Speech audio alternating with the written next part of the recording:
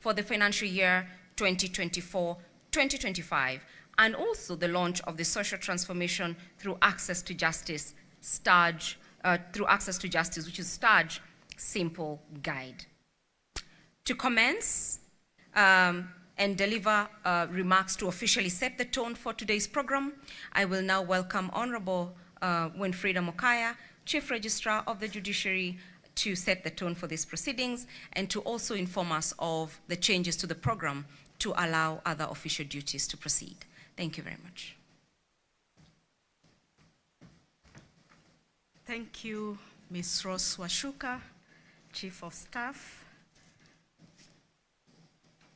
My Lady, the Chief Justice and President of the Supreme Court of Kenya, Your Excellency, the Deputy President of the Republic of Kenya, Professor Kithure Kindiki, allow me, distinguished guests, esteemed judges, colleagues, to ride on the protocols that have already been established and greet you this morning. Good morning.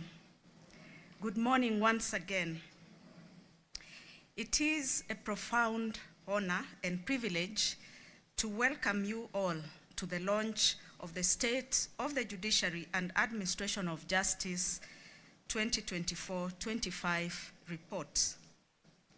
We warmly welcome you to the Judiciary of Kenya, and your presence today affirms the solemnity of this constitutional moment as we account to the people of Kenya, the ultimate custodians of judicial authority. Honorable Chief Justice, this year's theme, Enhancing Accountability and Public Trust in the Judiciary, could not be more fitting. It speaks directly to the constitutional reality that judicial power is delegated by the people, and therefore our legitimacy rests on their trust. SOJA is our annual accountability instrument, not only for the public resources entrusted to us, but also for the honor of the offices that we hold. Over the years, it has also become a strategic self-assessment tool through which we measure the socio-economic impact of our programs and calibrate our institutional priorities. The milestones that we present today stand on the strong foundation of the Social Transformation Through Access to Justice blueprint. My Lady, the Honorable Chief Justice, we thank you for your visionary leadership that continues to unify our efforts around a clear, transformative institutional horizon. We similarly appreciate the Judicial Service Commission for enabling policies and support that anchor our progress. My deepest gratitude goes to our judges, judicial officers, and judicial staff who, despite operational constraints, continue to deliver justice with dedication, integrity, and resilience. You are the heartbeat of our service to the nation, and I think you deserve a round of applause. Your Excellency, the Deputy President, we appreciate your presence and your steadfast support.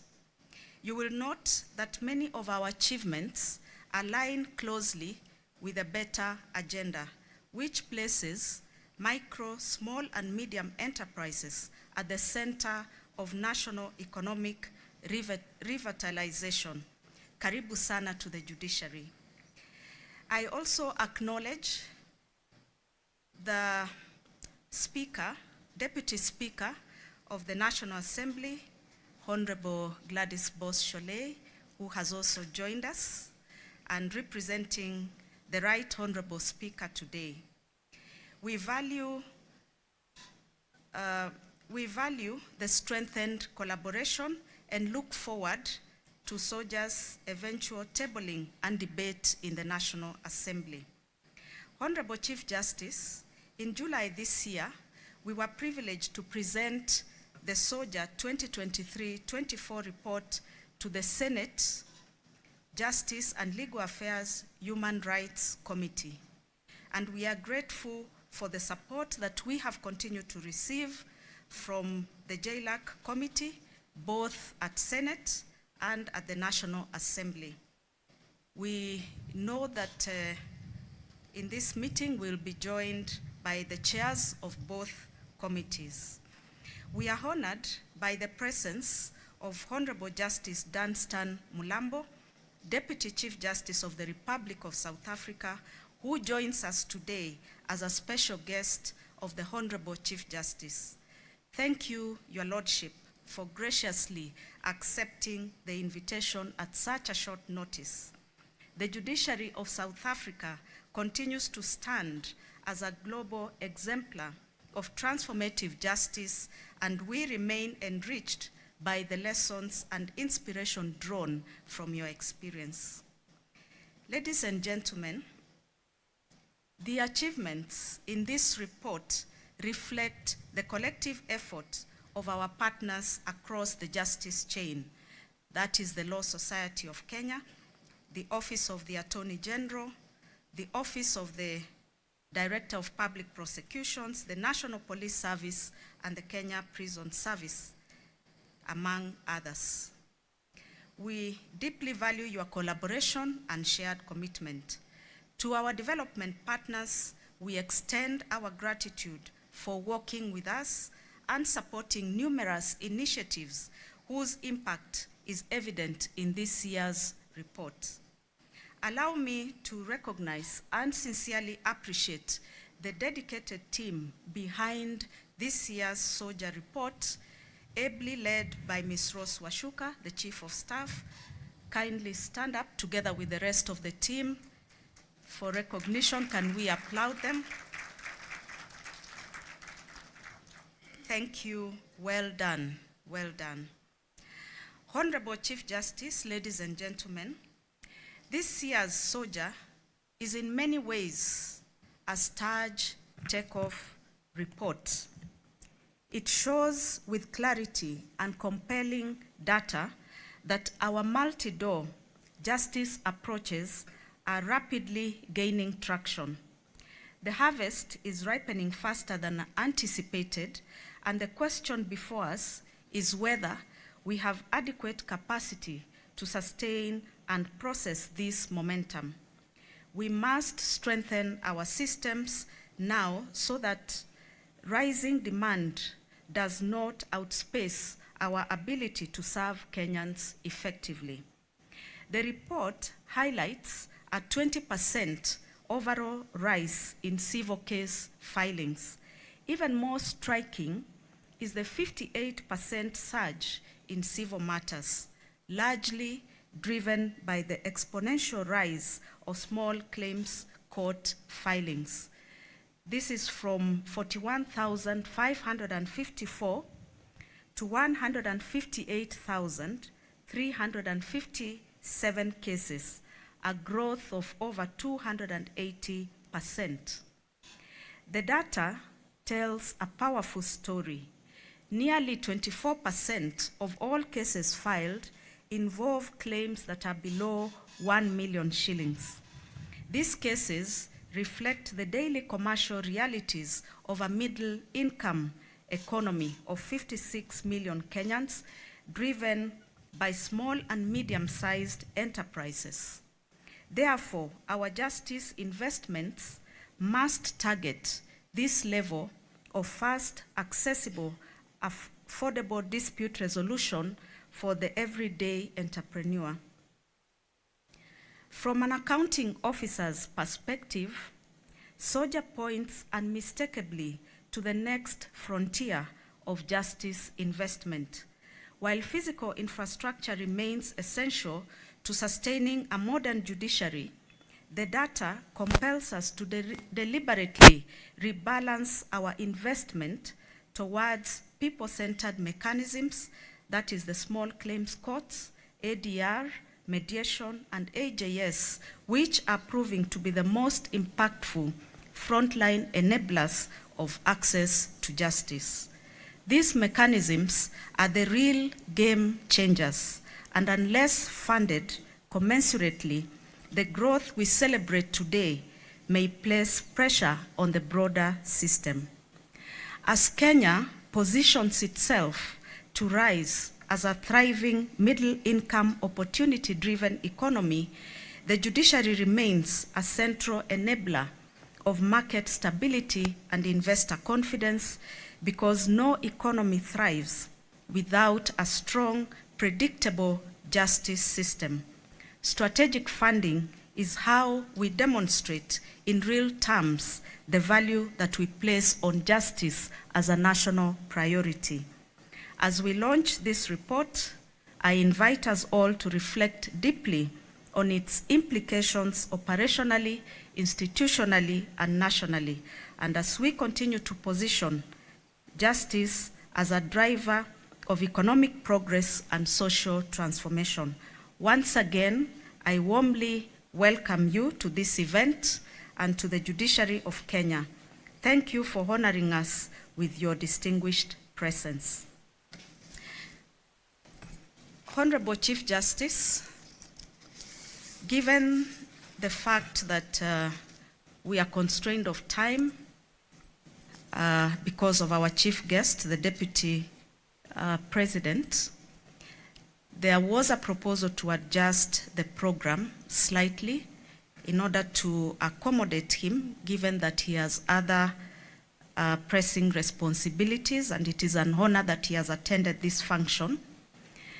The proposal, therefore, is to move to our the next session of the program, where we are to have the National Assembly Deputy Speaker address us, and then we will also move to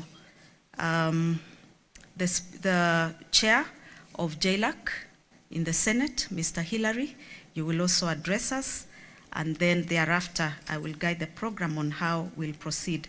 So it is now my distinct honor to invite the representative of the Speaker, Honorable Gladys Shome, Honorable Judges of the Superior Court, Judicial Officers, the Judicial Administrative Staff, Members of Parliament present, members of the Judicial Service Commission, ladies and gentlemen, allow me to give the compliments of the Right Honorable Speaker, Dr. Moses Wetangula, who is not able to be here today, but sent me to read his speech and sends his best regards. And I will read it as is. I'm deeply honored to join you at this important national event, the launch of the State of the Judiciary and the Administration of Justice report for the financial year 2024-2025. I convey my sincere appreciation to your leadership for the gracious invitation and for the remarkable stewardship you continue to provide in advancing judicial independence, innovation, and integrity. I must commend the great strides made by the judiciary in digitization, reduction of backlog, and human resource optimization. Justice must be timely, accessible, predictable, and in the words of Aristotle, the law is reason, free from passion. Yet, timely administration of justice is what gives that reason its true meaning. This annual report is not merely a constitutional requirement. It is an indispensable accountability instrument that strengthens Kenya's democratic fabric. Our judiciary serves the key roles of protecting the promise of democracy, guarding the soul of the Constitution, and building and maintaining public trust in our institutions. This occasion should therefore not be viewed through the narrow lenses of the launch of the report. SOJA is a mirror that reflects the state of institutional strength, moral posture, and public trust in the justice system. The report is more than an administrative record. It is a record of progress, a diagnostic tool of the challenges to access justice, and also an invitation for all of us to collaborate and recommit to the constitutional vision of ensuring that justice is seen to be done. Ladies and gentlemen, allow me to highlight two critical legislative interventions currently before the National Assembly initiatives that reaffirm the Parliament's unwavering commitment in strengthening the judiciary.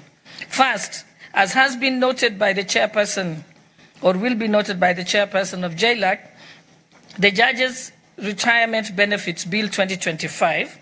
This is a historic and long overdue piece of legislation that seeks to safeguard the welfare of our retired judges. A judiciary that attracts and retains men and women of integrity must equally be honored. They must equally be honored upon retirement. The bill is currently at the second reading and benefiting from a robust deliberations to secure the decency of judges of our superior courts in their retirement. The National Assembly is firmly committed to supporting this legislation as it speaks directly to judicial dignity, independence, and institutional continuity. And I must confirm that I was presiding over the House when the deliberations began. Not a single person objected to the bill. And that is usually very unusual for Parliament. Usually we have the naysayers and the ayes, but this time each and every person who spoke on Wednesday supported it absolutely. And we shall continue with debate on Thursday and on Tuesday, and then probably put the question. So you have our commitment, and Parliament has realized that that was grave injustice, that bill wasn't there in the first place for all this time. The second piece of legislation is the Kenya Judiciary Academy Bill 2025. The Judiciary Academy has served as an invaluable training and research arm, and this bill seeks to anchor it firmly in law. By doing so, we expect to strengthen the efforts to enhance the skills, the knowledge, and the professionalism of the judicial officers and other justice sector holders. This bill is at the public participation stage, with a report, which report is expected to be tabled shortly, hopefully on Thursday, before we go on recess. Once enacted, it will elevate the Academy into a robust statutory institution, supporting innovation, continuous learning, and excellence. The two bills are practical demonstrations of the legislature's support to the judiciary in fulfilling its constitutional mandate. And as we receive SOJA today, we must remember that the rule of law is shared responsibility. An independent and well-supported judiciary is not a gift. It is a constitutional imperative and a national necessity. As former Chief Justice Al Warren aptly put, justice must not only be done, but must be seen to be done. And we all agree that the judiciary should also be well-resourced, financially and technologically, and with adequate human resources, will be better positioned to dispense justice efficiently and fairly. Parliament will therefore continue to prioritize adequate and sustainable budgetary allocations to respond to the emerging needs of the judiciary and to foster constructive engagement through the National Council for the Administration of Justice. I'm aware that the judiciary currently operates with only 64% of the establishment. That is 6,979 employees against a requirement of 10,870 personnel. This severe human resource deficit constrains the courts and contributes to backlog, delays, and undermines the clearance rate of our cases, and also undermines innovations such as the small claims court. In the forthcoming deliberations for the financial year 2026-2027 budget, I would urge the judiciary to robustly engage Parliament through the Justice and Legal Affairs Committee for priority allocation of resources for recruitment of additional judges, judicial officers, and staff to significantly address the identified needs.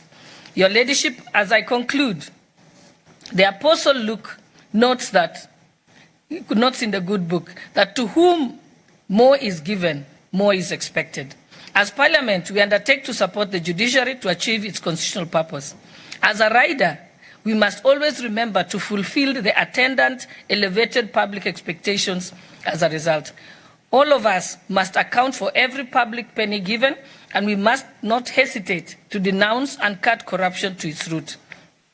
Against this backdrop of the recent adverse comments by the public and practitioners on internal accountability of the judiciary's judiciary, today's launch presents an invaluable opportunity, and I'm confident that this report and subsequent actions by the judiciary and its partners shall allay the public concerns and affirm the judiciary's commitment to transparency and institutional integrity. I congratulate the judiciary for what I expect to be the launch of another comprehensive and candid report, and on behalf of Parliament, I have reaffirmed our readiness to continue engaging constructively with our sister arm of government.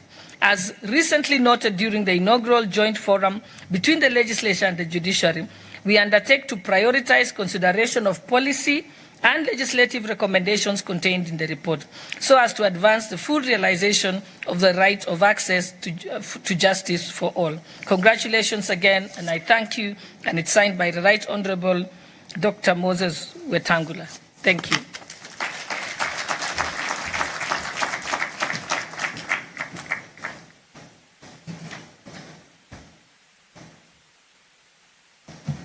Thank you, Honorable Gladys Boss, for the wonderful remarks and the great speech from the Speaker. Distinguished guests, I want to apologize for the slight mix-up in terms of protocol. We were actually to have the representative of the JLAC Committee of the National Assembly, Mr. Adan Dawood, representing the chair, to speak, and then the chair of JLAC in the Senate Committee to speak. So kindly accept that apology. Yes. So, Honorable Adan Dawood, kindly, you're welcome to give your remarks.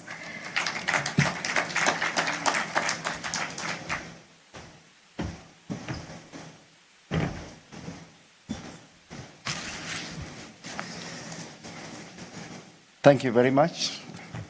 Let me also write on the protocols that has been established.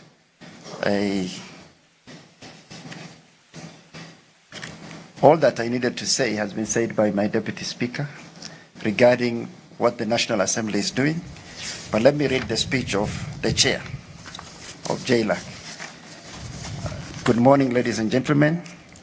I am delighted to join you in the launch of the State of Judiciary and Administration of Justice Report, SOJA 2024-2025. Let me begin by expressing my gratitude to the organizers of this event for extending an invitation to me and their efforts culminating in today's ceremony. Your Ladyship, distinguished guests, ladies and gentlemen, Section 52B of the Judicial Service Act, Cap 8A, mandates that the Honorable Chief Justice present the annual State of the Judiciary and Administration of Justice report. Beyond being a statutory report, this report is an essential instrument of transparency, public accountability, and institutional introspection. It enables Parliament, the government, and the Kenyan citizenry to appreciate the judiciary's achievements and ongoing challenges and future inspirations. Your Ladyship, the Honorable Chief Justice, and the entire leadership of the judiciary, as the people's representatives, allow me to laud your able stewardship of the judicial reforms and your commitments to ensuring access to justice for all Kenyans. This progress, reported each year, reflects dedication, innovation, and hard work of the judges, judicial officers, and staffs of the wider justice sector. In particular, I commend the judiciary's efforts in digitizing court processes, strengthening alternative justice systems, and expanding access to justice in marginalized regions. Honorable Chief Justice, initiatives such as Justice e-filings system and establishment of ICT desks at Huduma centers and court stations have transformed the way citizens interact with the justice system.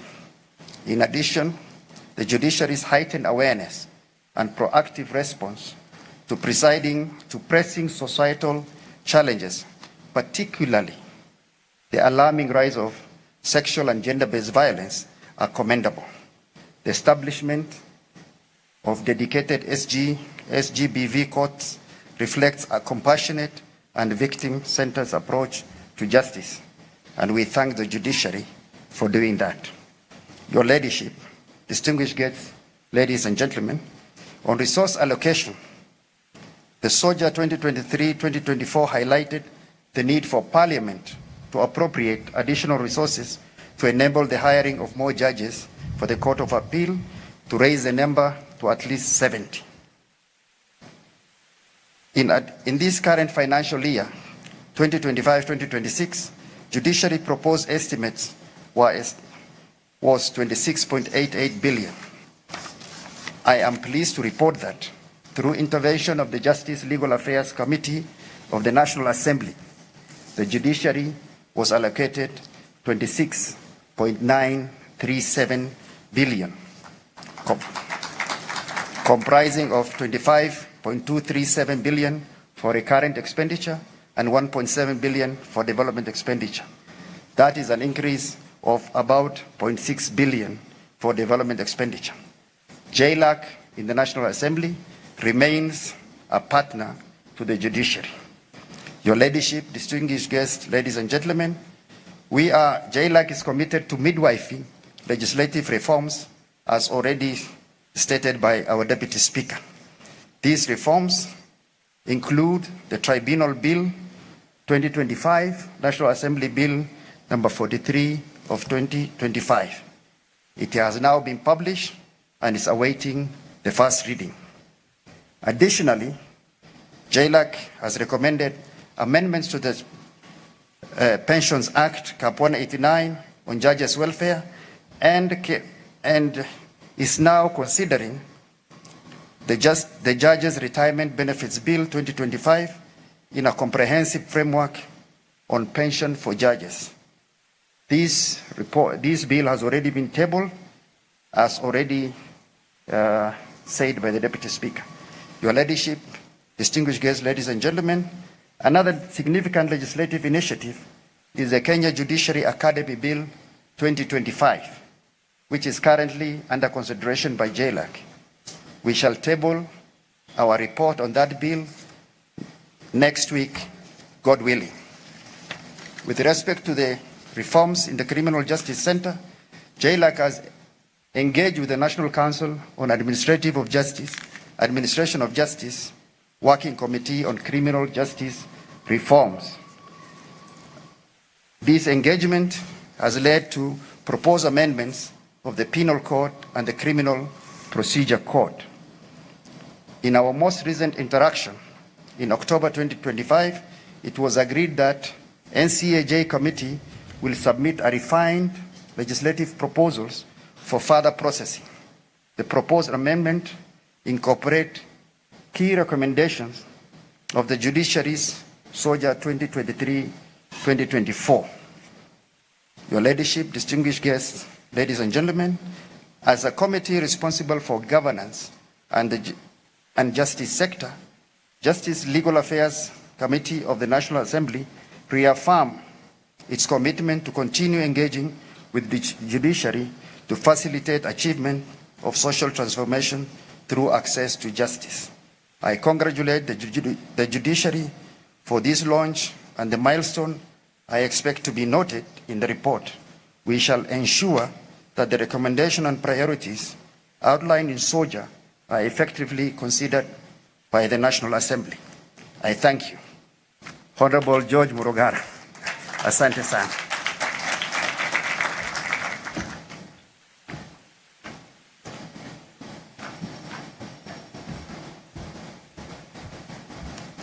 Thank you, Honorable Aden Dawood, for the wonderful remarks. As a judiciary, we recognize JLAC as the most consequential legislative and oversight partner, and we continue to appreciate your support. Allow me, ladies and gentlemen, to now invite Honorable Hilary Sigei, Chair of the Senate Committee of Justice and Legal Affairs, to give his remarks. Karibu sana. Let us clap as we...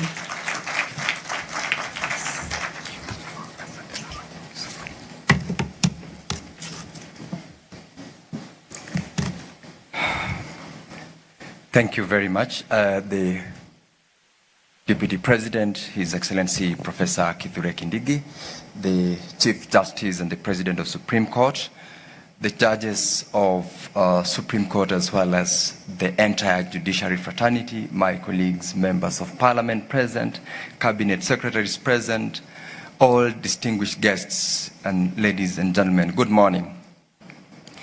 Your Excellency, the Deputy President, my sincere apologies for coming in late. I should have been here before you. Kindly accept my apology. And I will just go straight to make comments on this wonderful, great day that we have as the justice system in Kenya. It is my pleasure to join the judiciary fraternity today as you officially launch the annual State of Judiciary and Administration of Justice report for the year 2024-2025. This report is a critical reflection of our justice sector's progress and challenges, serving as a valuable tool for continued reform and accountability. Over the past year, Parliament has engaged deeply with key issues affecting the administration of justice. These include the urgent need to address case backlogs and delays that undermine access to timely justice, the enhancement of judicial independence and integrity, and the strengthening of legal frameworks to protect human rights and promote constitutionalism. Our oversight has also focused on ensuring adequate budgetary allocation to enable the judiciary fulfill its mandate. Honorable Chief Justice, just last week, I tabled in the floor of the Senate the report of the Standing Committee on Justice, Legal Affairs and Human Rights on its consideration of the SOJA report for the financial year 2023-2024. This followed a highly impactful meeting that was held earlier in the year with the Chief Registrar of the Judiciary and the NCAJ team that deliberated on the report. The report is now scheduled for debate and adoption in the Senate, which is a key avenue for disseminating the report and allowing members of the House as well as members of the public to appreciate and highlight the successes, challenges, and opportunities for enhanced service delivery in the justice system. Of note, Your Excellency, Deputy President and the Chief Justice, is that our committee in the Senate underscored in that particular report the need to enhance the budgetary allocation to the judiciary in order to facilitate the recruitment of additional judicial officers and critical cadres of judicial staff, and to facilitate the expansion and modernization of court infrastructure across the country. We also pledged to collaborate with the judiciary, the Office of the Attorney General, and the National Treasury to put the legislative framework in place for the operationalization of the Judiciary Fund, which will further safeguard the autonomy of the judiciary as envisaged in the Constitution of Kenya. We look forward to meeting with you again early next year once the report that we are launching today has been tabled in Parliament, so that we can go through it in its identical and identify key action areas for Parliament to take action. And as JLAC, we commit to participate fully in that very important process. Your Excellency, the Deputy President and the Chief Justice and distinguished guests, moving forward, there is a clear and growing opportunity for enhanced partnership between Parliament and the judiciary. Collaboration is essential to foster legislative reforms that support judicial efficiency, embrace technology for improved case management, and safeguard the rule of law. Parliament remains committed to facilitating an enabling environment where the judiciary can operate with full independence and adequate resources. As JLAC of the Senate, we undertake to fully support where we are called upon as a major partner in the justice system. Our shared aspiration is a justice sector that is accessible, transparent, accountable, and responsive to the needs of all Kenyans. We envision strengthened service delivery through innovations such as digitization of court processes, expanded legal aid services, and continuous capacity building for justice sector actors. Your Excellency, the Deputy President, together Parliament and the Judiciary can drive reforms that cement public confidence and uphold Kenya's constitutional values. Your Excellency, the Deputy President and the Honorable Chief Justice and distinguished guests, in closing, I wish to reaffirm the Justice and Legal Affairs Committee of Senate's readiness to partner with the Judiciary in a spirit of mutual respect and constitutional cooperation. The report we celebrate today is not just a performance scorecard and document. It is a clarion call to deepen our collaboration, tackle the justice gaps, and ensure that our justice system delivers for all Kenyans. The journey ahead will not be easy. The budget deficits, backlog pressures, capacity constraints are formidable. But the progress of the past year in closing cases, expanding access, and deploying technology shows what is possible when commitment meets collaboration. As Parliament, and in particular as Senate, we pledge to remain vigilant, supportive, and constructive. We believe that a strong, independent, well-resourced judiciary is not just the pillar of democracy. It is the guarantee of dignity and the rule of law for every Kenyan. I look forward to this continued partnership as we work collectively towards a just and equitable society. I congratulate you on this day, and I thank you all for listening to me. Thank you very much.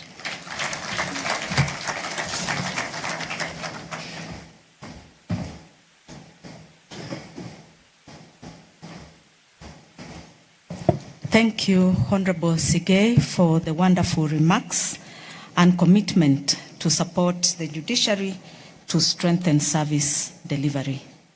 It is now my privilege and honor to invite Her Ladyship, the Honorable Lady Justice Philomena Mbete Mwilu, to give her remarks and share her reflections, and in turn invite the Honorable Chief Justice. Karibu sana. We can welcome her with a round of applause.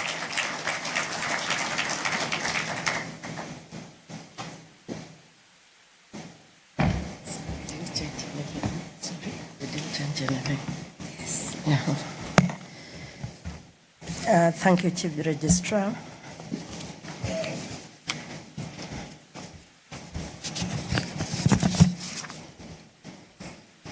Your Excellency, Professor Kithure Kindiki, our Deputy President, the Honorable the Chief Justice of the Republic of Kenya, Martha Koome, colleague judges, the Registrar of the Judiciary, the Chief Registrar of the Judiciary, my colleagues in the Judiciary, our justice system and development partners, distinguished guests, ladies and gentlemen, good morning.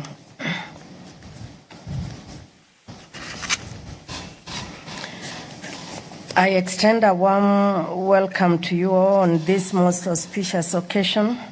It is a privilege for me to address this distinguished gathering as we reflect on the 2024-2025 State of the Judiciary and Administration of Justice Report, popularly known as SOJA.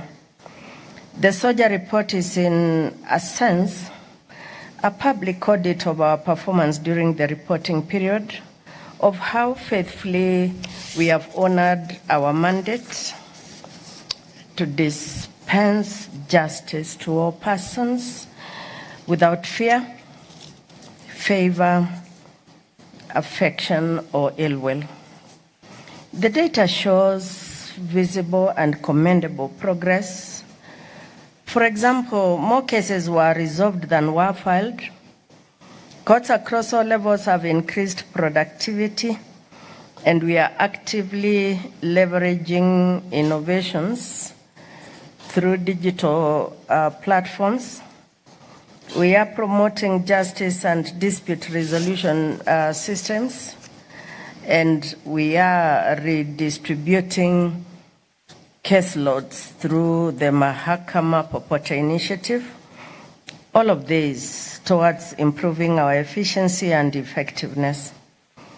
But performance cannot be measured by output alone. It must be measured by equity, consistency, and sustainability. Performance must be measured by impact. It is true that performance must be supported by staffing. The institution is operating with less than 2/3 of her approved personnel. Now, this structural shortage stretches human capacity, it fuels delay, and it risks burnout. It is neither sustainable nor constitutionally acceptable, and thank you, Parliament, for your promises. However, as the judiciary continues to advocate for more resources, we must internally confront inefficiencies, we must improve our operations, and we must institutionalize continuous capacity building, judicial, administrative, to optimize the abundant talents that we have. Friends, if performance is the body of the judiciary, then integrity has got to be its soul. Without it, no achievement, no innovation, and no reform can command public trust. This year saw several commendable steps. We've seen stronger disciplinary systems. We've seen clearer ethical frameworks. We've seen enhanced oversight mechanisms and new integrity structures, such as the court integrity committees and the employee protection unit. These are meaningful reforms. They show a judiciary willing to scrutinize itself. However, we must acknowledge with candor that integrity risks still persist. Some arise from individual misconduct, others from systemic vulnerabilities, and still others from resource constraints that create pressure points where ethical breaches become tempting. The bar of public expectation is high, as it should be. We must ensure that complaints handling systems work consistently across stations, that disciplinary processes are predictable and fair, that corruption risks are mapped and mitigated before they escalate beyond reach. Our commitment to integrity must be absolute, not rhetorical. Integrity must be visible in courtroom behavior, in registry interactions, in procurement, in the use of judicial time, and in the stewardship of public resources. It must be the culture of this institution, not merely its aspiration. Friends, in short, we have progressed, but not evenly and not yet sufficiently. Whilst the judiciary is implementing reforms that bring justice closer to the people, such as expanded fiscal infrastructure, operationalizing more courts, strengthening tribunals, promoting alternative justice systems, and deepening the use of technology in all aspects of our operations, the data in the Staj report must push us to reflect more critically. Fiscally, the fiscal expansion must not outpace staffing. And technology, though transformative, must not endanger digital divides and exclusion. Importantly, they must be reliable and serve the users both externally and internally. At the heart of the Staj report is one solemn prerogative: accountability to the sovereign in the exercise of judicial authority. And the sovereign is the people of Kenya. This constitutional imperative is framed by Articles 1, 10, and 159 of the 2010 Constitution, and it is augmented under Section 52B of the Judicial Service Act. The Staj report is not presented today for mere informational purposes, nor do we seek platitudes. We do not seek congratulations or praise. We seek honest, critical, and constructive dialogue involving all stakeholders on the form and substance of justice provision in our country.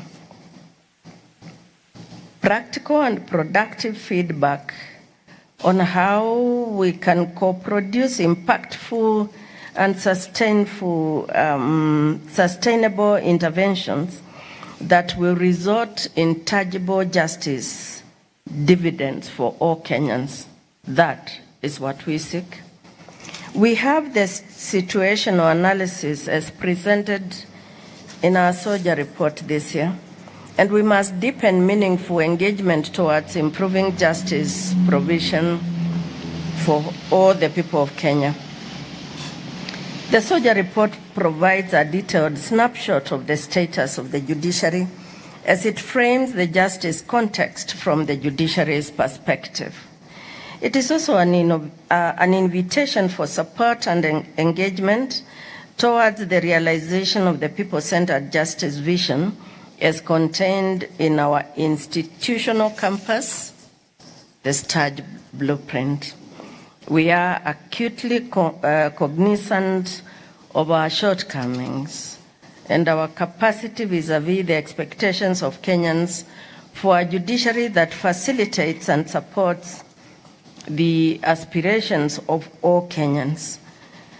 How we maximize our strengths, exploit our existing and potential opportunities, how we address our challenges and weaknesses, and importantly, how we ensure resilience and sustainability will require support from across the justice sector and from all our stakeholders. The Staj report provides a critical baseline in that regard. Friends, our progress is real and our challenges are significant. Our resolve must be unwavering, therefore.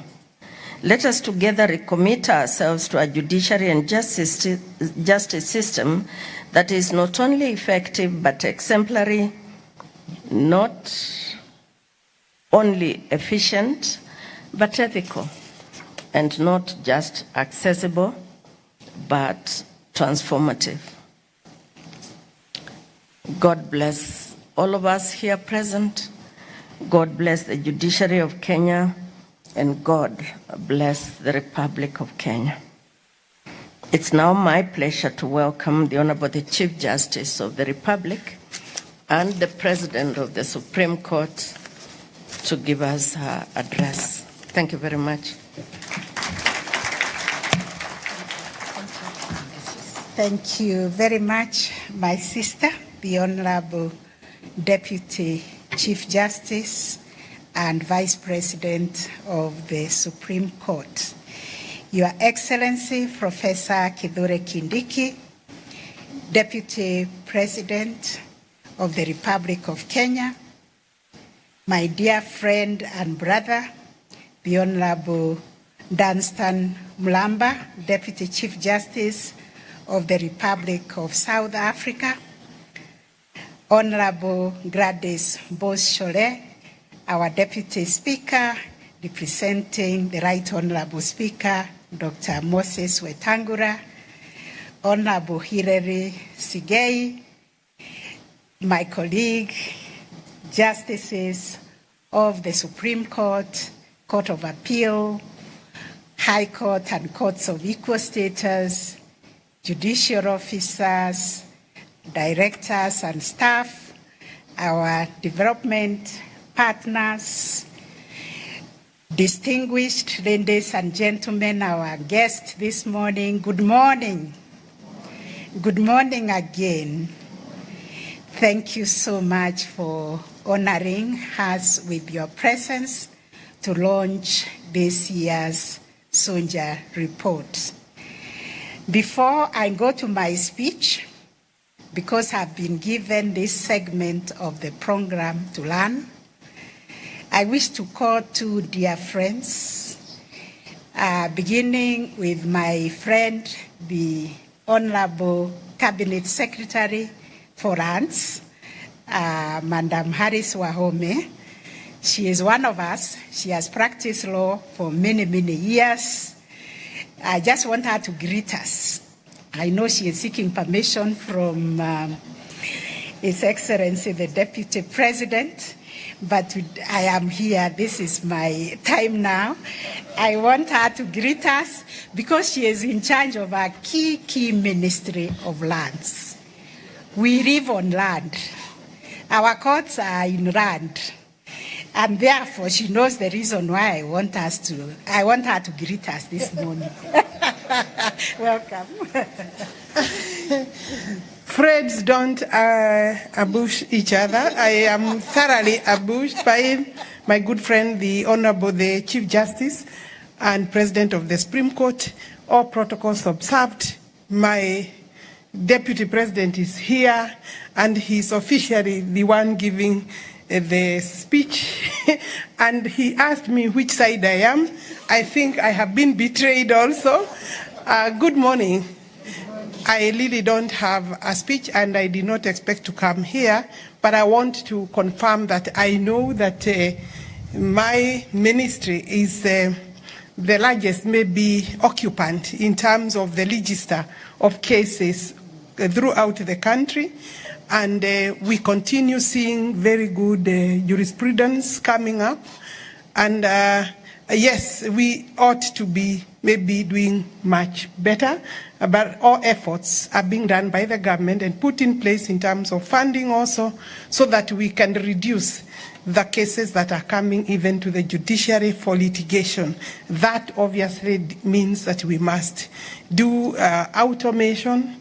We must complete our ADISASA system. The National Land Information and Management System needs to be complete, and that will secure the land tenures, everything, our security of documents. And therefore, Honorable Chief Justice, I also know that this particular, maybe from this wall up there, you have been waiting for titling of the judiciary plot, but not just yourself, actually also the COMESA. We are evaluating, and I know I gave a commitment, and I have been charged by the Deputy President to make sure that we complete that exercise. I want to confirm that we are working on it, and we cannot, of course, be the ones fighting the judiciary in terms, you don't have, in fact, enough space, and therefore we will continue working with you.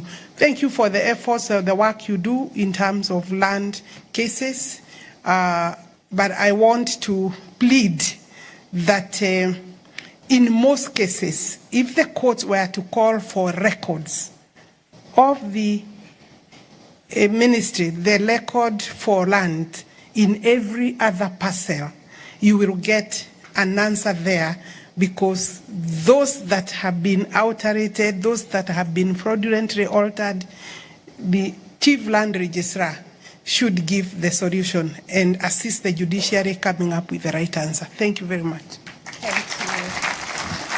Thank you. Thank you. Judges wanted to hear that, especially when we will receive our title for this plot, because they have been asking me and I did not have an answer. Thank you very much. My next special guest, with your permission, Your Excellency, our Deputy President, is the Deputy Chief Justice of South Africa, Justice Mlamba. I request you, my brother, I know we ambushed you from a conference you are attending to grace this occasion, and I want you to share a few remarks before I give my speech. Welcome. Thank you very much, Chief Justice. Your Excellency, Deputy President of the Republic of Kenya, Honorable Chief Justice of the Republic of Kenya, Deputy Chief Justice of the Republic of Kenya, you will excuse me for adopting this line of observing protocols. I'm a peregrinus of this jurisdiction, so I don't want to try and emulate what you are doing in terms of observing the protocol, because I don't want to spoil it. But I want to say, please allow me, Honorable Chief Justice, to ride on all the protocols that have already been observed. It is a distinct honor for me to join you today on this important occasion, marking the annual presentation of the Kenya State of the Judiciary and Administration of Justice report. Please allow me to express my appreciation to you, as well as the appreciation of my leader, Honorable Chief Justice Mandi Samaya, who is your friend, Honorable Chief Justice, to be part of this program. I must also acknowledge the long-standing spirit of collaboration and mutual respect between the South African and Kenyan judiciaries, which has fostered valuable exchanges.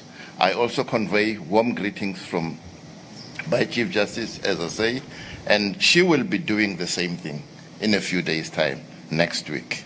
So, and she instructed me, not directed me, to take full notes of what you are doing today.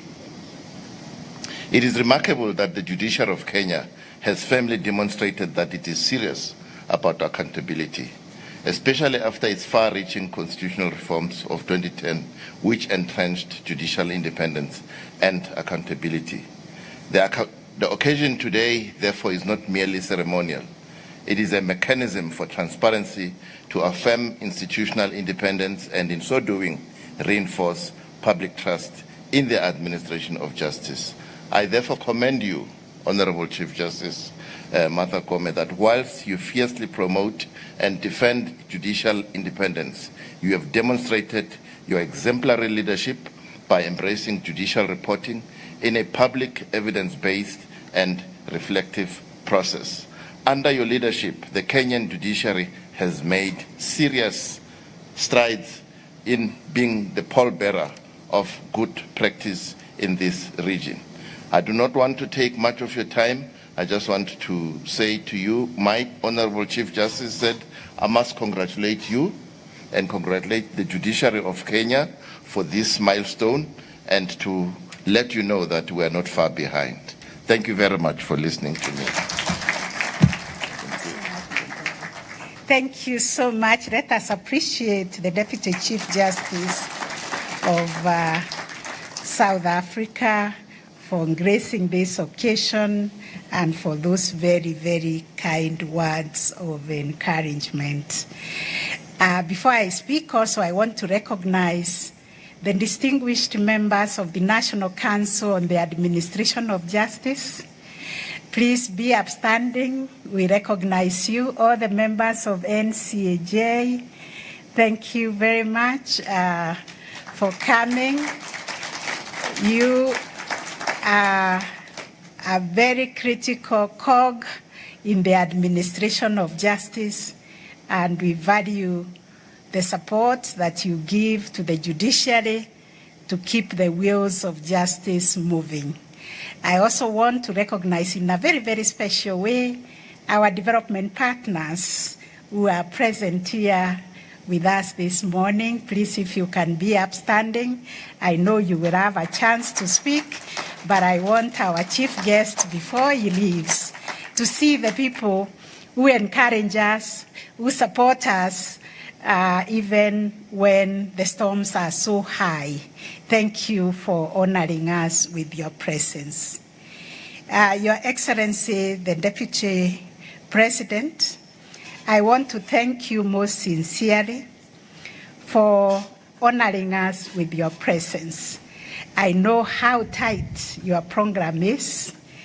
His Excellency, the President, was supposed to be here, but I had him negotiate with you so that you could hold this brief this morning, and we are so, so grateful that you were able to spare time to come and launch for us the Sonja report. I also want to thank the representatives of various arms of government, agencies in the justice sector, our development partners, and stakeholders for joining us for the presentation of the State of the Judiciary and Administration of Justice report for the financial year 2024-2025. Your presence here today reflects a shared national commitment to all of us strengthening the rule of law and advancing the administration of justice. This occasion marks an important moment in our democratic calendar. The Sonja report is not simply a statutory requirement. Like other speakers who have spoken said, it is a constitutional duty anchored in the values of transparency, accountability, and public participation. Through it, the judiciary provides a candid account of the work we have done in the past year, how we have exercised judicial authority, the progress achieved, how we have utilized the resources given to the judiciary. We account for the challenges we have encountered along the way and the reforms that we wish to undertake. This annual report reinforces the judiciary's transparency, accessibility, and accountability as an independent arm of government. It is through such mechanisms that we keep faith with the sovereign will of the Kenyan people, where we remain open to scrutiny and continue to engage Kenyans so that we can build public trust in the administration of justice. The theme of this year's report, enhancing accountability and public trust in the judiciary, speaks to our institutional focus on enhancing public trust, which is the lifeblood of any justice system. Without it, even the most sophisticated courts cannot command confidence, obedience, or legitimacy. For this reason, the judiciary has continued to strengthen the integrity of our systems, deepen internal accountability, to improve performance management, to widen access to justice, and to accelerate implementation of the social transformation through access to justice blueprint. Ladies and gentlemen, this year's Sonja demonstrates the progress we have made in building an accountable, people-centered justice system. Justice belongs to the people. Everybody wants to experience fairness and justice.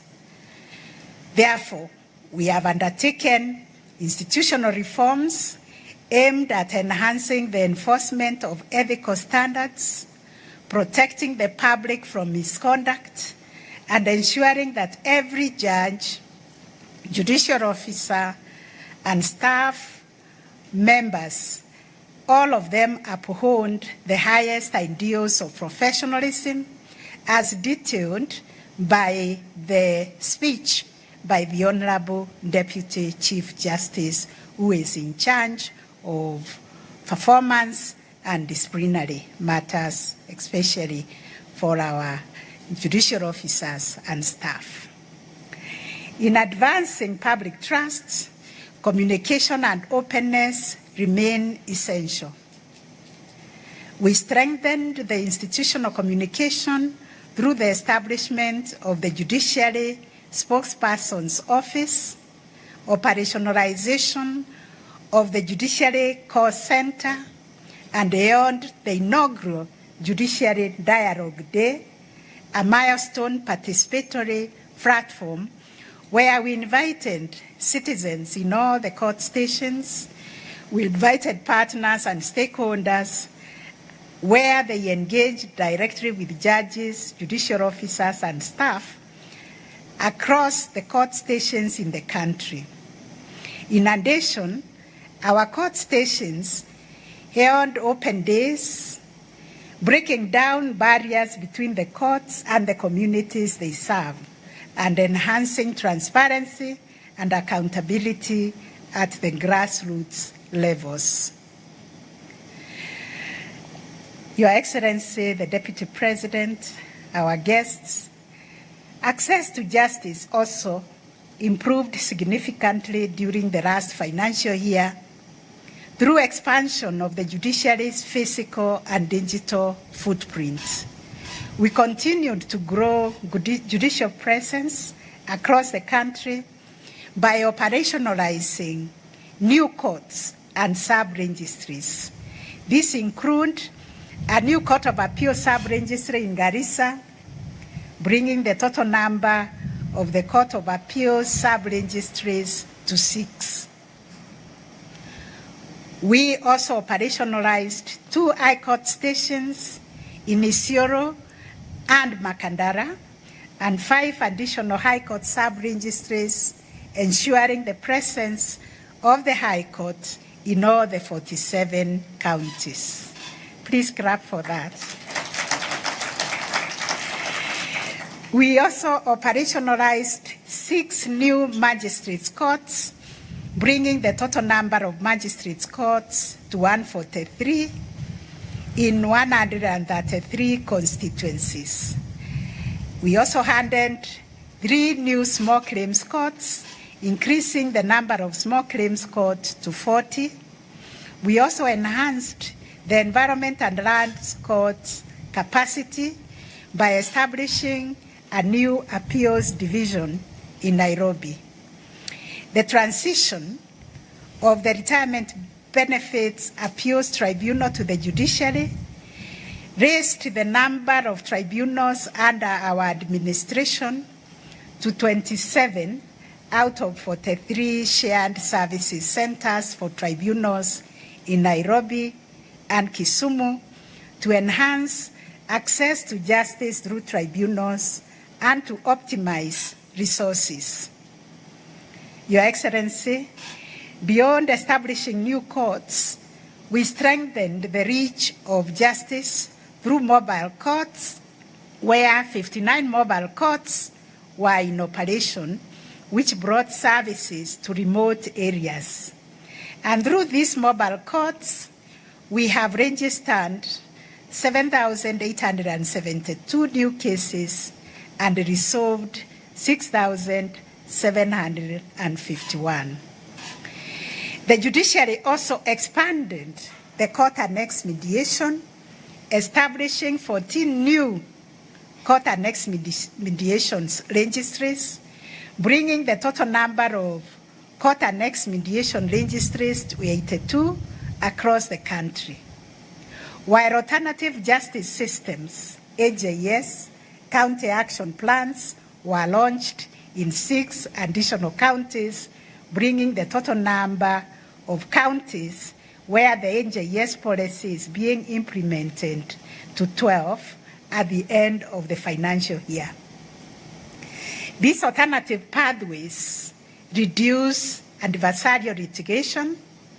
They also restore relationships and reduce pressure on the formal court system. Ladies and gentlemen, efficiency remained a hallmark of our court operations in the last financial year, culminating in a historic case clearance rate of 104%, with 621,000 cases filed as compared to 647,000 in the resolved in the same year. Pending cases reduced by 3%, while backlog defined as cases older than 1 year dropped by an impressive 30%, especially at the High Court and the Magistrates Court. An analysis of case filings during the year revealed an 80% overall decline in criminal cases, and the police are very happy with that, and a 58% increase in civil cases compared to previous year. This increase in civil cases was largely driven by the small claims courts, which recorded a staggering 58% increase in case filings, reflecting its success as a transformative engine of access to justice for individuals and small businesses. Through Mahakama Popote initiative, which Your Excellency is our own innovation, you never left this when you practiced, we were able to redistribute 19,000 cases from high-volume courts to stations with lower case loads, resulting in the resolution of 14,000 matters through this initiative, and therefore proving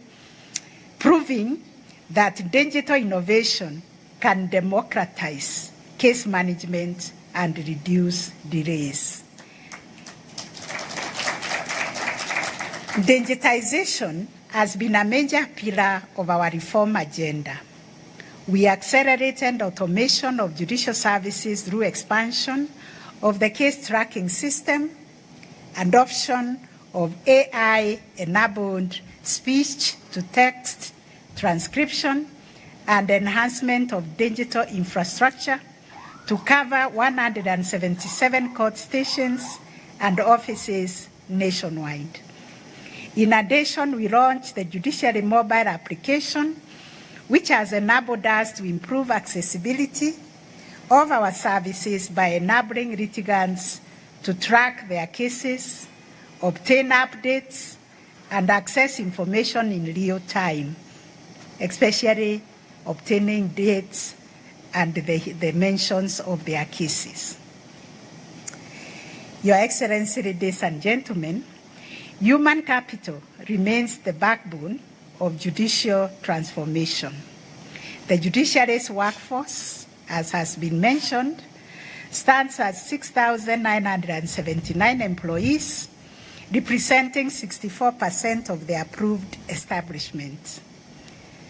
The increasing number of stations and expanding jurisdictions demands urgent need for additional staffing to sustain improvements in access to justice and maintain high standards of service delivery. Yesterday, we went to Parliament to listen to the State of the Nation address by His Excellency the President. We had to run away, me and the Deputy Chief Justice, because the members of Parliament are reaching out to us to open a court in their constituencies. And we don't have money to open. So we told them to allocate us money, and then we'll be able to hire staff, because they said they can even build the court for us. However, the achievements in increased case clearance rate have been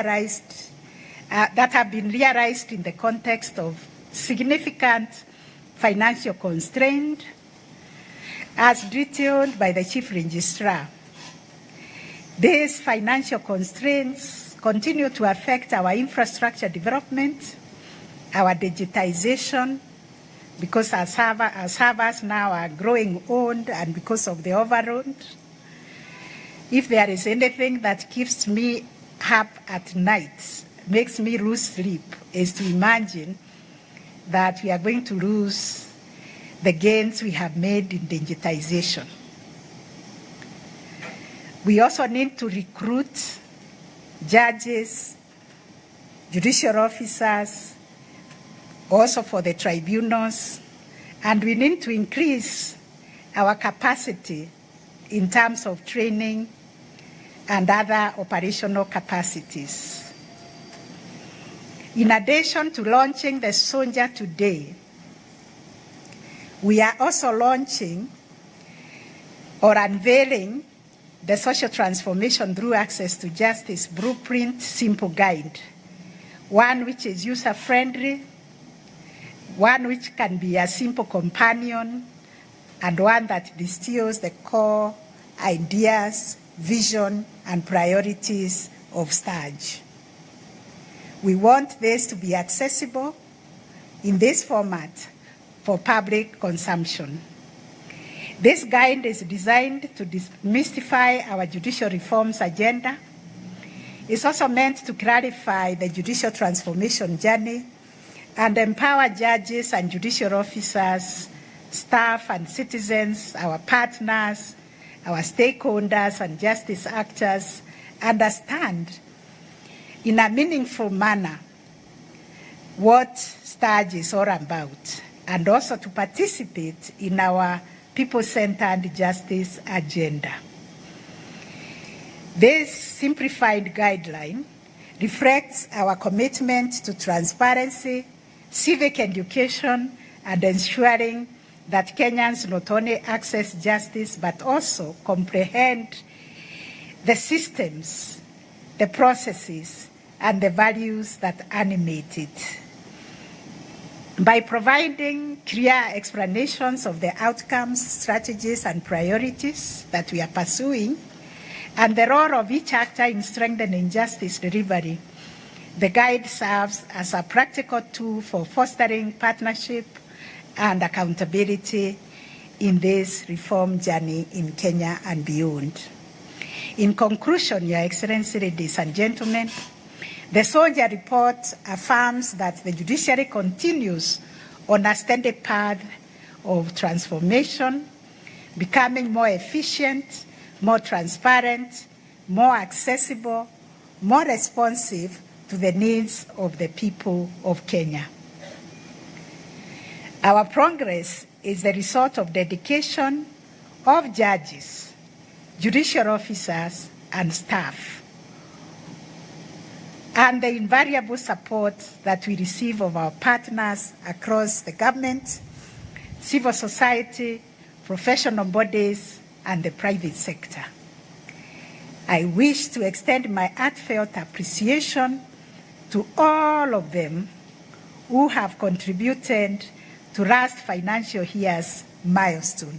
This is work of our collective efforts that has taken us this far. And with those remarks, it is now my honor and privilege to invite His Excellency the Deputy President of the Republic of Kenya, Professor Kithure Kindiki, to deliver a speech. Thank you, Your Excellency. Thank you.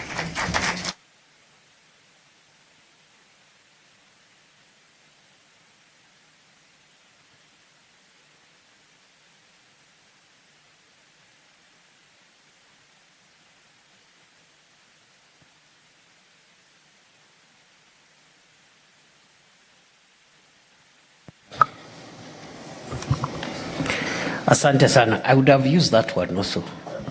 Chana ma protocol mingi. Good morning.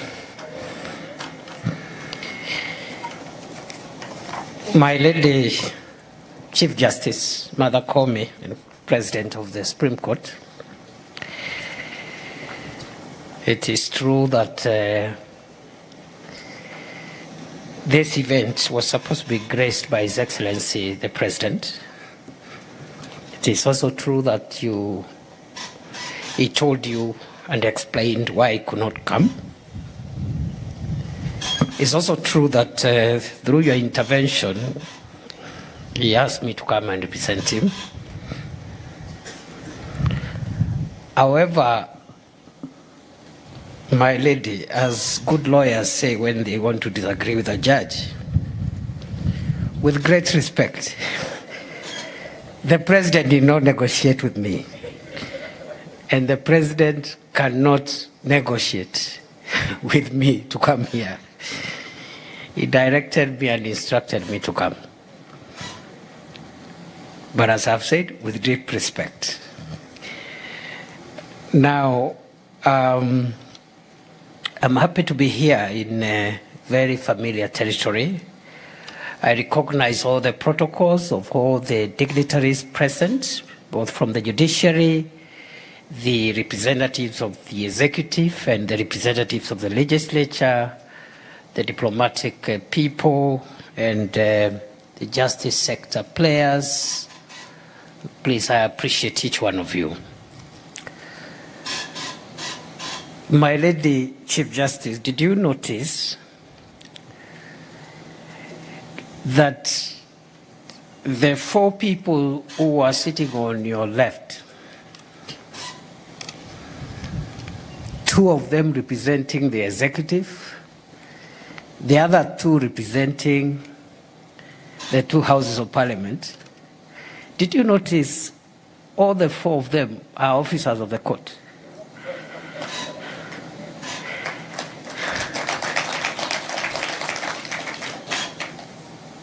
That's how powerful you are. And so we will behave ourselves accordingly.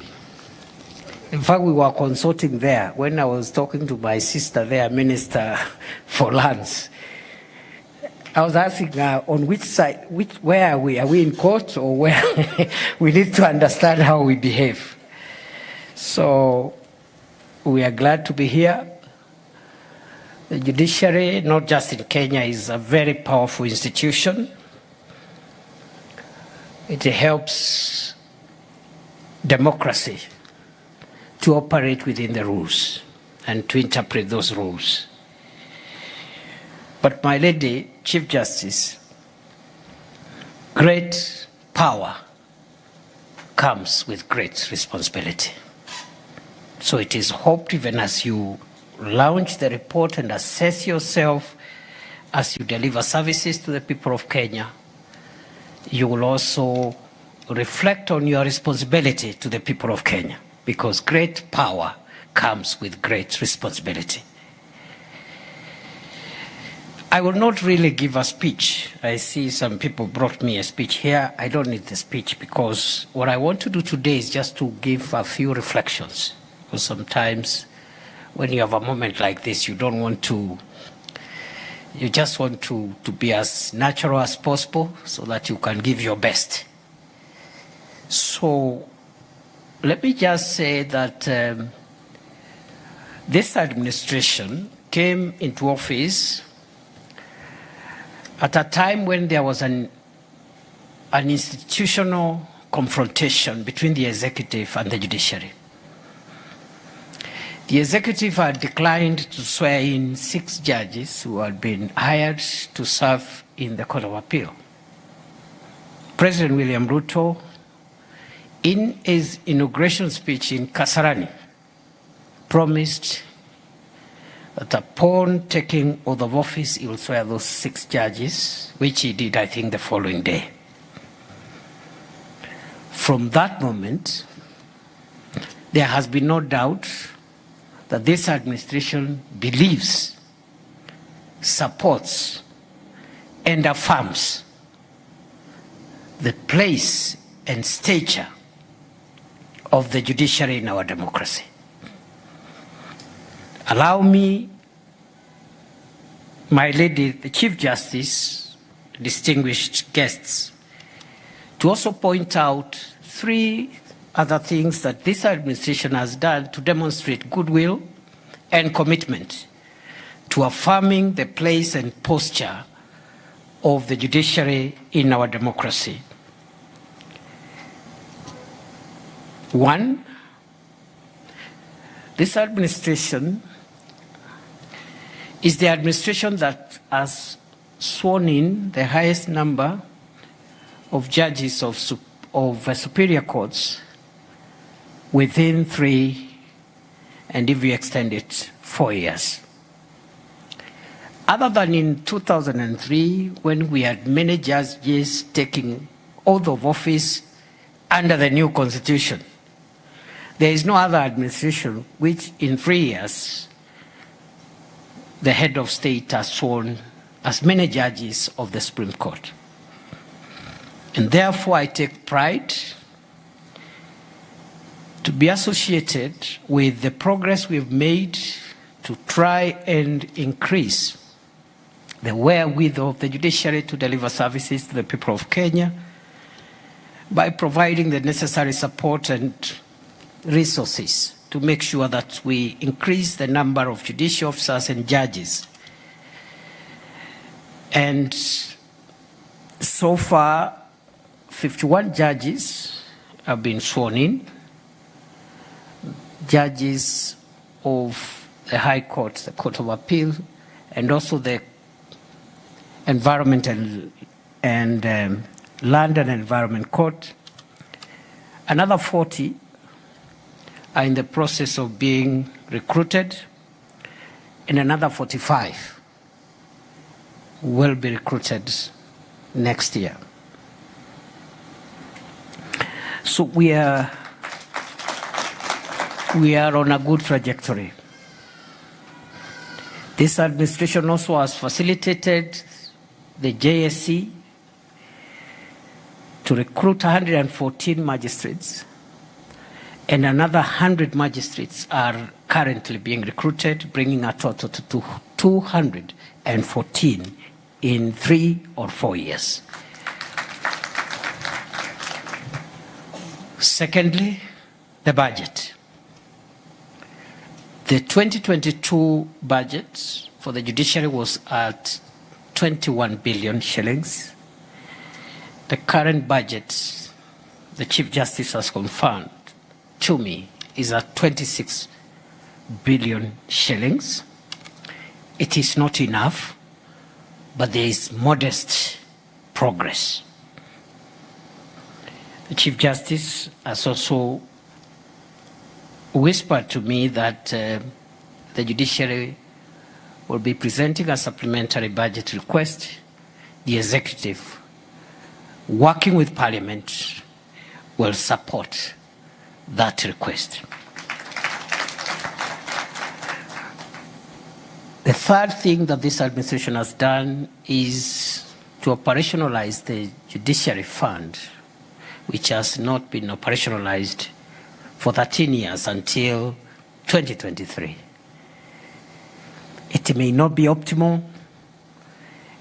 There are a few things we need to look at in terms of both the amount but also the mechanisms of the judiciary accessing and managing that money independently. And some of the constraints are coming from other independent offices, which are also flexing their mandate.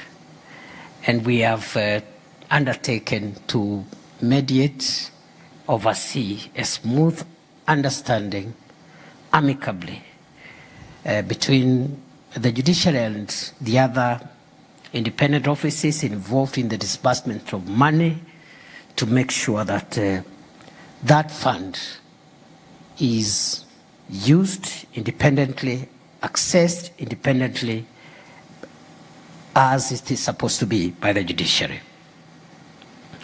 So there is work in progress. And lastly, because I don't want to speak forever, is the judges' retirement law. When I accompanied the president here some times back. I can't remember what was that. I think it was Supreme Court at 12. When the Supreme Court was entering teenage, I came here accompanying the president. And when we sat in the office of the Chief Justice, there were 4 issues that the judiciary, and I know my Lady Justice Ndungu was there, Justice Philomena Mwilu, Deputy Chief Justice, was there in that meeting, my big brother, Justice Ouko, was in that meeting. There are 4 issues that the judiciary raised that they needed support from the executive to actualize. Some of them have been actualized, and the remaining ones will be actualized because we've discussed and agreed. One of it was the judges' retirement law. And I know the president directed me to fast track the conclusion of that law, which I did. I managed to convene on behalf of the president, the National Treasury, SRC, the Attorney General. That law was taken to Cabinet. Cabinet approved. We took it to Parliament. That law will be passed in the next few days. That is a demonstration of goodwill, because it is wrong for people who have served the country in the esteemed office of judge to retire into poverty, where they cannot even access medical treatment, where they cannot even move. They are walking in old age after serving so many years as judges. And therefore, these are just some of the pointers to work in progress towards affirming and supporting the judiciary so that they can be, the judiciary can be able to deliver on the mandate that is given to it by the Constitution. And so that is where we are. I have said a few other things remain, and we can discuss that later on, Chief Justice, and they'll be done because that work was delegated to me and I don't fail. I have never failed, I don't fail. The remaining thing, I am glad you called my sister here Alice. She's the one holding us back in one of the issues. It's like you are reading my mind. And when she came here, she spoke very well, of course. But she didn't tell us when you will have the title deed. She said as soon as possible, but that's not what we agreed, my sister Alice. Because again, we negotiated that here with the judiciary, and that meeting was chaired by the President of the Republic. And a decision was made, and I was delegated to follow up as the mtu wa mkono. My sister Alice, you must give the judiciary their title deed before Christmas for this place. And the same way, I am also here because I ought to have been somewhere else, but I was directed to come here. So I'm also cascading my influence and asking you to honor that, to honor that commitment by the President so that we give the judiciary a Christmas of a new judges' retirement law and the title deed to their land here. Having said that, let me commend you, the judiciary through the Chief Justice, on the progress you've made. The automation. I think the judiciary of Kenya has made tremendous strides in automation. And I must thank the development partners who have supported the judiciary of our country to make those strides. I agree with you, Chief Justice, that we should not lose the gains we have made in automation. It has helped in case management and also the speed of the service delivery. When COVID-19 struck our country, the retired Chief Justice David Maraga rules also helped us further by introducing virtual courts and hearings and filing of pleadings and so forth. Let us not, Corona is no longer here, but let us not go back, because what Corona taught us is that some of the things we do really, we can do them differently and get faster results. So I want to commend you on automation. I also want to commend you as the Kenyan judiciary on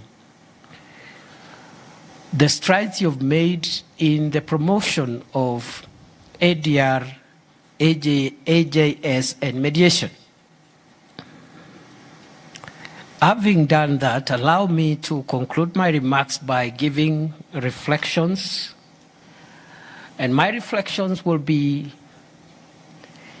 not on the administrative and practical and operational issues I've been talking about, but my reflections are jurisprudential, because at the end of the day, the decisions that courts make, especially superior courts, is what now helps us put together the entire service delivery ecosystem.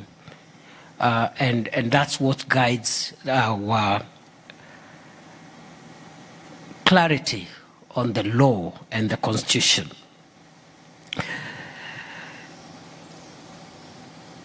Number one,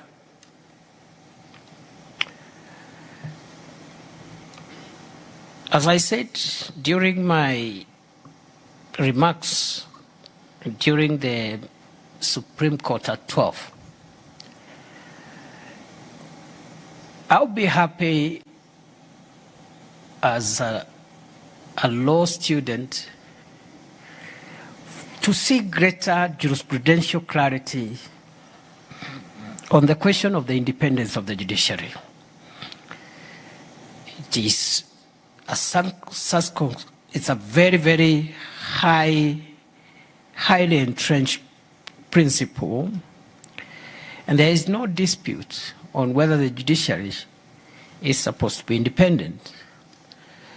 What we are looking for is clarity on where that independence meets with interdependence with other arms of government. Because at some point, however extreme, however pure that doctrine is, at some point it will intersect with interdependence. That is my understanding of separation of powers, and the old doctrine of Montesquieu, and all the students of constitutional law in the House will agree with me.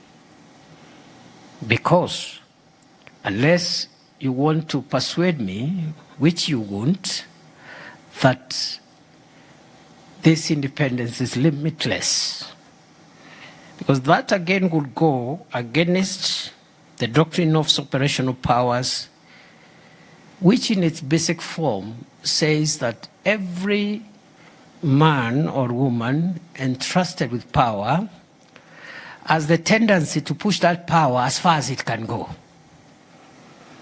So the only remedy to make sure that no arm of government or no person holding public office abuses the power they have is the checks and balances and the intersection between what that arm or that person does with other organs of state.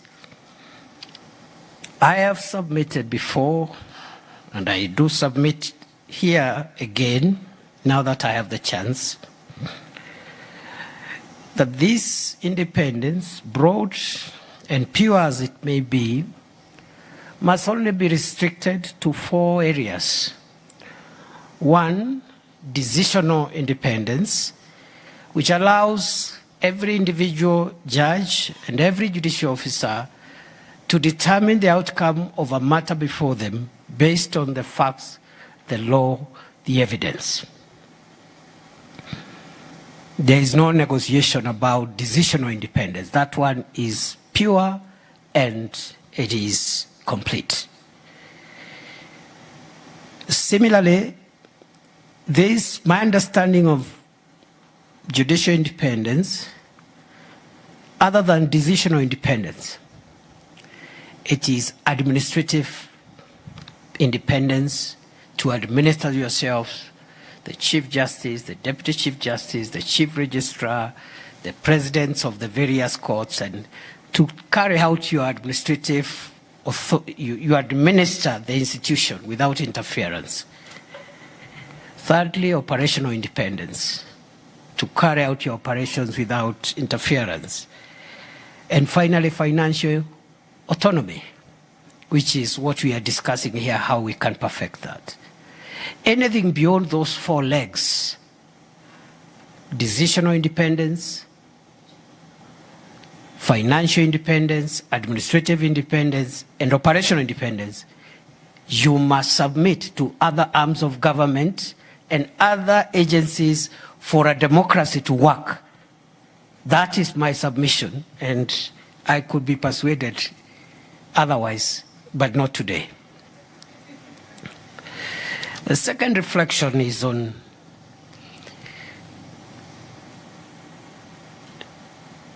the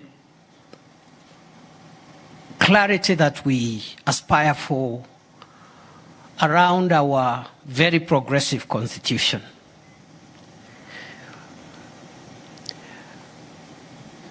My understanding, and here I want to admit I could be wrong,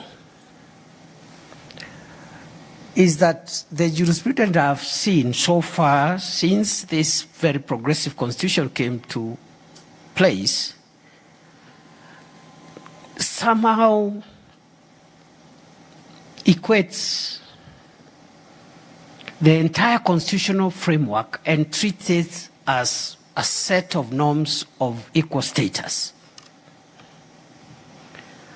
So you interpret the Constitution from cover to cover and assume anything and everything provided, all the norms enshrined in that Constitution enjoy equal constitutional status because those are provisions of the Constitution. With tremendous respect, I hold the view that there is a hierarchy of norms in our Constitution.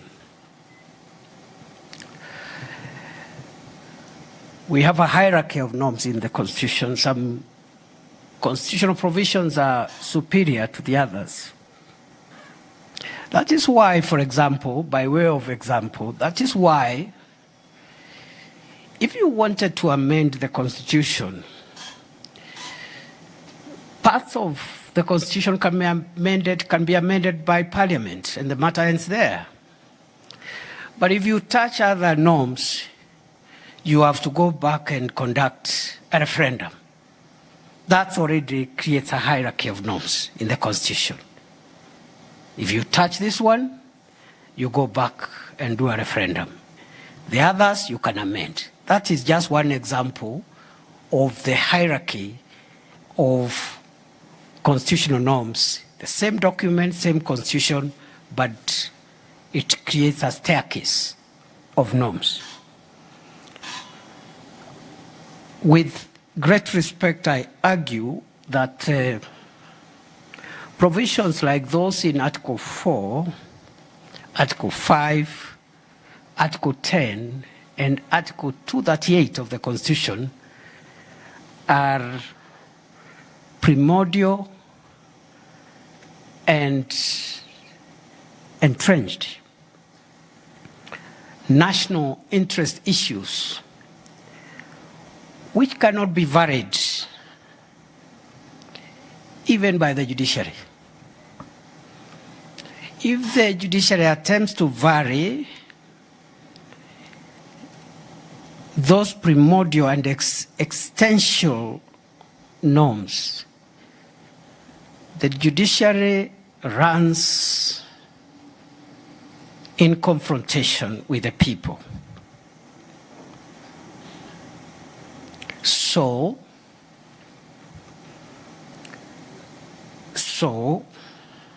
the same way some norms are superior is the same way they should be interpreted with care. With care, and I dare say with great care.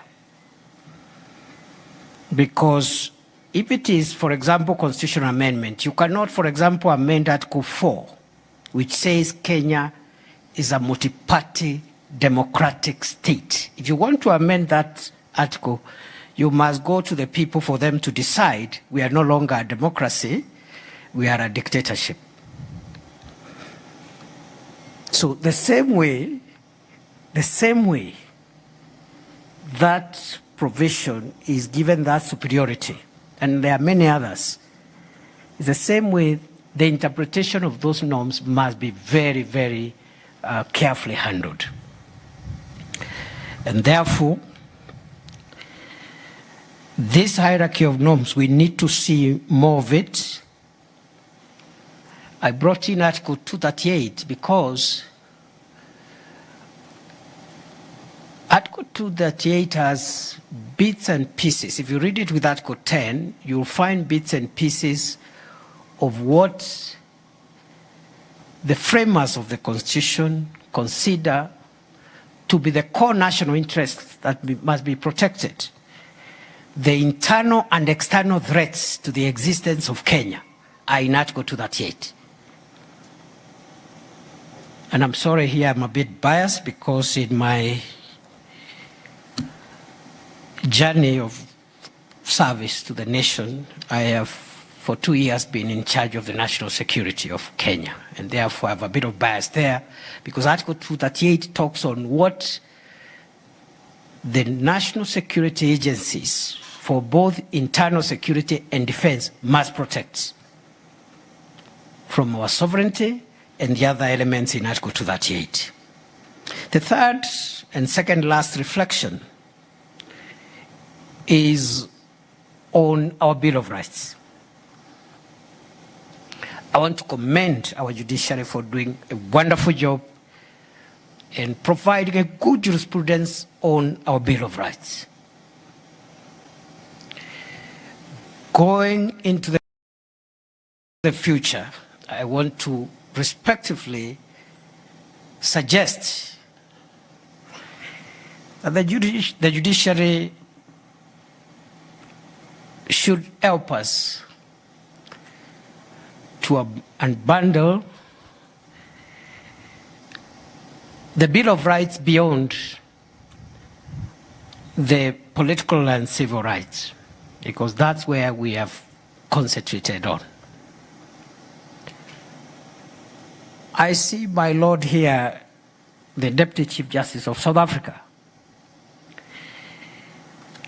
I have a lot of admiration for the legal system and the judiciary of independent South Africa. And again, let me first of all declare a conflict of interest. Part of my education, part of my modest education was acquired in your great country. But having said that, having declared interest, you know, there's nothing wrong with conflict of interest, so long as you declare it, and also assure that it will not interfere with the decisions you make. Now, our country has done so well in providing very robust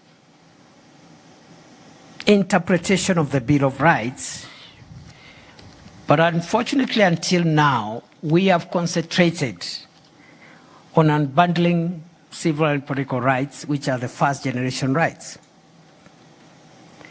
Yet the Constitution of Kenya places at the center of the Bill of Rights socio-economic rights.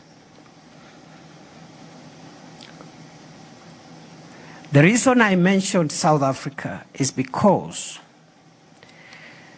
South African Constitutional Court has given us great jurisprudence on many issues, starting with the right to life issues in the South Africa versus Makwanyane case in 1995, the first landmark decision of that Constitutional Court.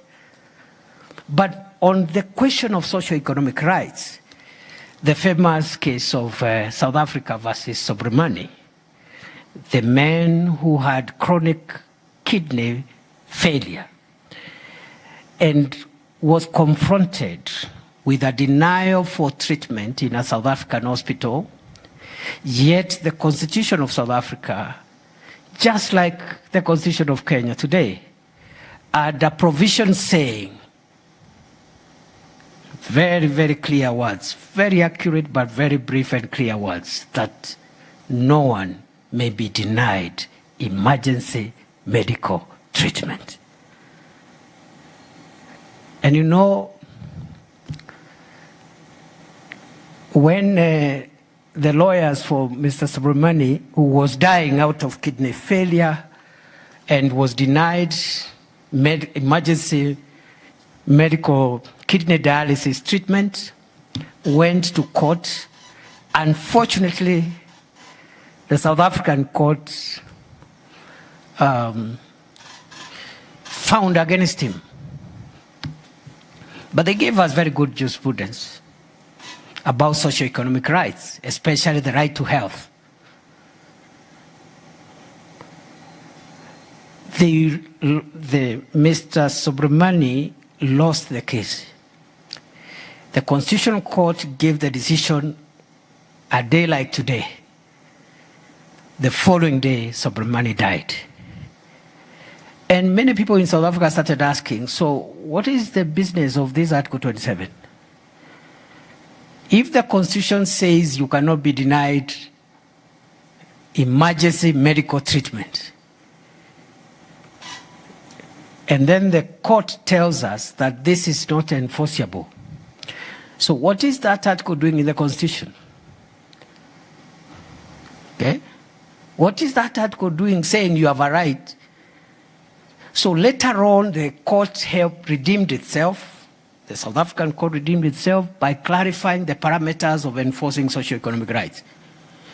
Progressive realization, some of the rights have internal qualifiers, it's just access to the right as opposed to absolute right. But at least there was progress on other things around housing, medical, and other socio-economic rights. You have a challenge, the Judiciary of Kenya, to interpret Article 43 of the Constitution. It cannot be muted. You must tell us what those rights in Article 43 mean for Kenyans. And this administration has been very focused. If you look at the manifesto of this administration, very focused on realization not just of civil and political rights, the first generation rights, but helping our country also progressively, subject to available resources, realize the socio-economic rights that are in the Constitution. So, those are my reflections today. I have many others. I've been looking for a chance, which I rarely get, because the kind of things that I do these days are quite opposite of, there is very little reflection in the things that I do. But please, help us. Maybe one last thing. On judicial overreach and the political question doctrine, I'll pose a question. To what extent must courts make determinations that touch on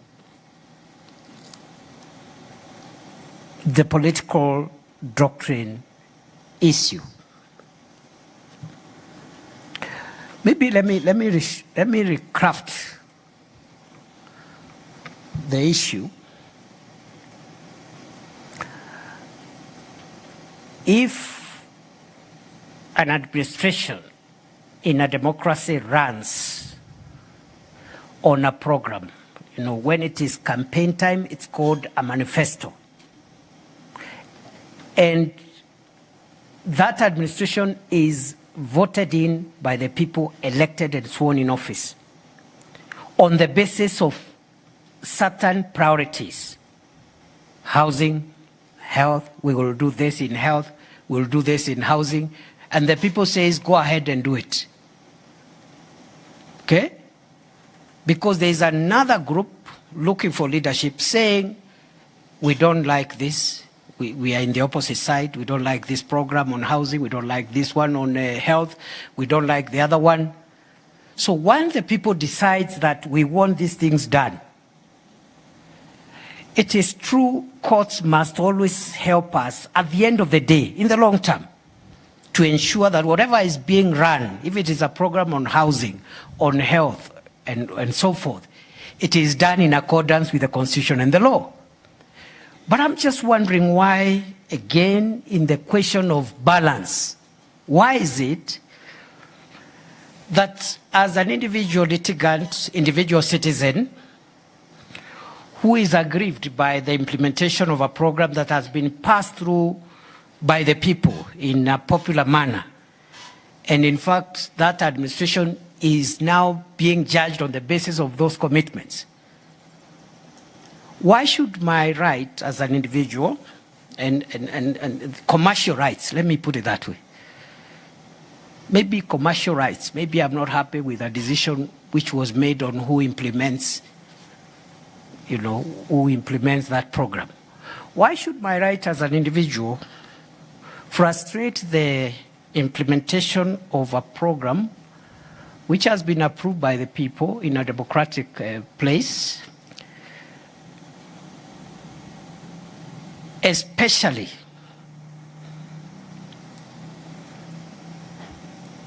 on an interim basis?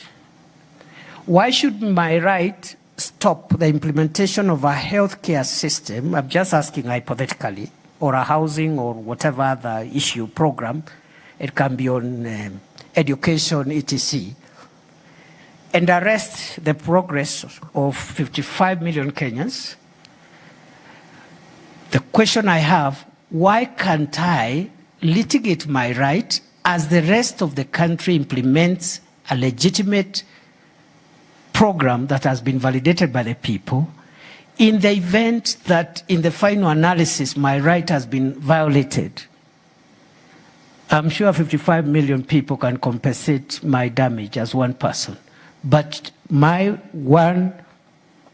one person cannot compensate damage caused on 55 million people whose rights to the services delivered by this program have been frustrated by interim orders that have taken 3 years to discharge. I submit. Thank you very much and have a good morning. And I'm sorry for if there is any executive overreach. Thank you very, very much.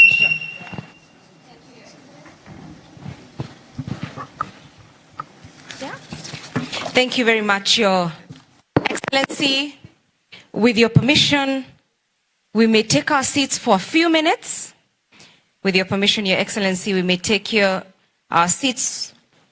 And may I now invite your attention to the screens for a special video presentation, after which I will request Her Ladyship, the Chief Justice, to present the Staj report formally to His Excellency and to the Houses of Parliament. This is the story of a judiciary transforming justice delivery for every Kenyan. A year defined by progress, innovation, and a deep commitment to the Constitution. The State of the Judiciary and Administration of Justice Report 2024-25 captures this journey, showing how deliberate action under the social transformation through access to justice blueprint is reshaping access to justice across the Republic. Courts, tribunals, sub-registries, and mediation centers have grown closer to the communities, opening doors that were once too far away. Digitization and the Mahakama Popote initiative have changed how justice works. Faster processes, smarter systems, and a historic 104% case clearance rate that proves justice can be timely. Integrity and accountability have been strengthened, building greater public trust in the system entrusted to serve all. And across Kenya, the alternative justice system framework continues to honor culturally grounded ways of resolving disputes, keeping peace at the community level, and complementing the formal courts. This is the judiciary in motion.